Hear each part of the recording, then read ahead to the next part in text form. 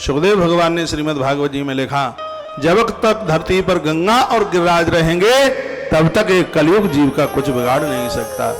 भगवान गोवर्धन नाथ भगवान के प्रति सच्ची श्रद्धा रखें। माँ कहती है जहां गोवर्धन होगा मैं वहीं पहुंचूंगी। गोवर्धन जहां होगा वहीं राधिका रानी है। गोवर्धन को एक दूसरी दृष्टि में देखा जाए तो गोवर्धन का अर्थ होता है गौ प्लस वर प्लस धन।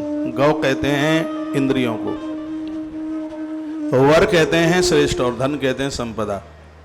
तो गोवर्धन का अर्थ निकलता है। देखो हमें इसी कथा में आनंद आता है। सीधे सट तो कथा गर्ग संहिता ले आओ और पढ़ लो और कोई बड़ी बात नहीं है, लेकिन कथाओं में एक सार छिपा हुआ है, वह जीवन को आनंदित मग्न करता है। गोवर्धन का अर्थ है गौ प्लस वर प्लस धन बराबर गोवर्धन। गौ माने इंद्रिय, वर माने श्रेष्ठ, धन माने संपदा। पवित्र इंद्रियों का खजाना ही गोवर्धन है। जब इंद्रियों में पवित्रता चल करके आएगी तो भगवती राधा रानी को बुलाना नहीं पड़ेगा, वह स्वतः ही चल करके आ जाएगी। इसलिए इंद्रियों में पवित्रता चाहिए। इंद्रियों को काम सुख वासना ग्रसित यह लोग कभी भी भगवत कृपा का अनुभव नहीं कर सकते। ये तो राख में देसी कनस्तर छोड़ने की तरह है, ऐसा हमारे ग्रंथों में वर्णन किया गया है। महात्मा चाणक्य ने इस बात के ऊपर बहुत विस्तार किया। तो गोवर्धन का अर्थ है पवित्र इंद्रियों का खजाना। आप जानते हैं कि 7 दिन वर्षा हुई, आगे गिरिराज खंड भी है इसमें, लेकिन एक बूंद धरती पर नहीं गिरी, क्योंकि वो भोगों की वर्षा है। जिसकी उंगली पर, उंगली सतोगुण का प्रतीक है, जिसके सतोगुण के ऊपर संयम का गिरिराज है, वासना की बूंद उसको छू नहीं सकती।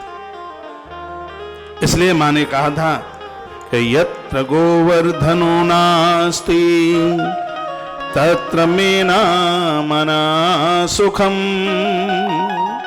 हे भगवान, जहां गोवर्धन नहीं है वहां तो मैं तो बिल्कुल नहीं वहां पर जा सकती। प्रभु आप कृपा करें।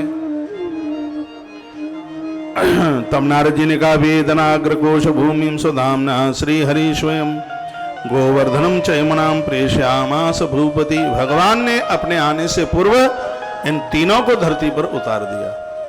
वर्णन है कि ठाकुर जी का स्वयं हृदय गिरिराज जी के रूप में, ठाकुर जी का तेज वृंदावन के रूप में, और ठाकुर जी का प्रेम इस धरती पर भगवती यमुना के रूप में प्रकट हो गया है।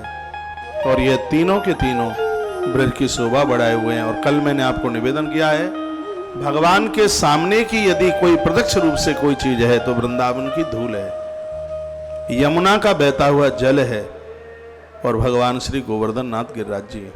ब्रज में आओ तो इन तीनों की महिमा समझो। ब्रज की माटी को माथे से लगाओ, यमुना माँ का दर्शन करो।